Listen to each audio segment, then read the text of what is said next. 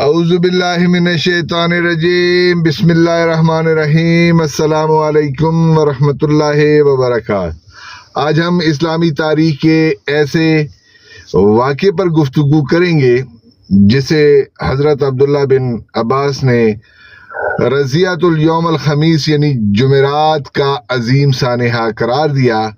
یہ واقعہ رسول اللہ صلی اللہ علیہ وسلم کی زندگی کے آخری ایام میں پیش آیا اور صحیح بخاری، صحیح مسلم سمیت متعدد معتبر احادیثی کتب میں موجود ہے۔ واقعہ کیا ہے؟ رسول اللہ صلی اللہ علیہ وسلم اپنی آخری بیماری میں تھے۔ آپ صلی اللہ علیہ وسلم نے فرمایا، میرے لیے لکھنے کا سامان لاؤ تاکہ تمہارے لیے ایسی تحریر لکھ دوں کہ میرے بعد تم کبھی گمراہ نہ ہو۔ صحیح بخاری، کتاب العلم، صحیح مسلم۔ یہ سن کر مجلس میں اختلاف پیدا ہو گیا۔ بعض صحابہ سامان لانے کے حق میں تھے جبکہ حضرت عمر بن خطاب نے فرمایا، ہمارے پاس اللہ کی کتاب موجود ہے، وہ ہمارے لیے کافی ہے۔ اس کے بعد مجلس میں گفتگو اور اختلاف بڑھ گیا۔ رسول اللہ صلی اللہ علیہ وسلم نے فرمایا، میرے پاس سے اٹھ جاؤ، میرے سامنے جھگڑا مناسب نہیں۔ حضرت عبداللہ بن عباس بعد میں فرماتے تھے، سب سے بڑی مصیبت یہ تھی کہ رسول اللہ صلی اللہ علیہ وسلم اور اس تحریر کے درمیان اختلاف حائل ہو گیا۔ شیعہ نقطہ نظر، شیعہ علماء کے نزدیک رسول اللہ صلی اللہ علیہ وسلم کے لیے حضرت علی کی جانشینی اور اہل بیت کی قیادت کے بارے میں واضح تحریر لکھوانا چاہتے تھے تاکہ امت میں اختلاف نہ ہو۔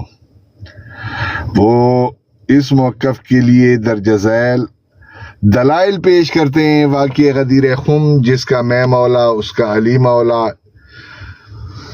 حدیث ثقلین، میں تم میں دو گراں قدر چیزیں چھوڑے جا رہا ہوں، قرآن اور اپنی اہل بیت۔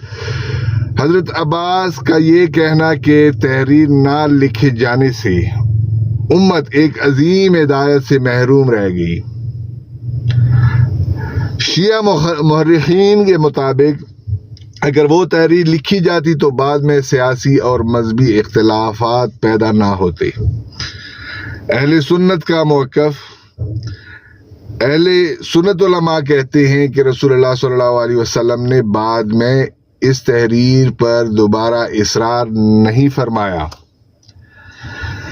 دین قرآن اور سنت کے ذریعے مکمل ہو چکا تھا اور حضرت عمر رضی اللہ تعالیٰ عنہ کی رائے اجتہادی تھی جس کا مقصد رسول اللہ صلی اللہ علیہ وسلم کو بیماری کی حالت میں مزید مشقت سے بچانا تھا۔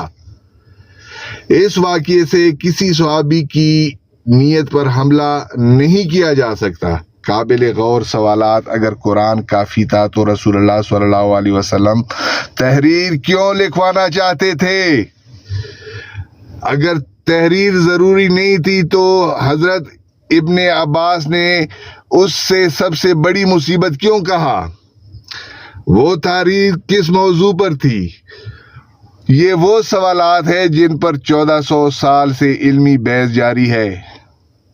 نتیجہ یہ، حدیث قطراس ایک تاریخی حقیقت ہے اور اس کا اصل واقعہ صحیح بخاری، صحیح مسلم میں موجود ہے۔ البتہ اس واقعے کی تعبیر میں اہل سنت اور اہل تشیع کے درمیان اختلاف ہے۔ ہمیں چاہیے کہ اس موضوع پر گفتگو کرتے وقت قرآن، مستند احادیث اور معتبر تاریخ کی روشنی میں تحقیق کریں اور اختلاف کے باوجود احترام اور علمی انداز اختیار کریں۔ وعلیکم السلام ورحمۃ اللہ وبرکاتہ۔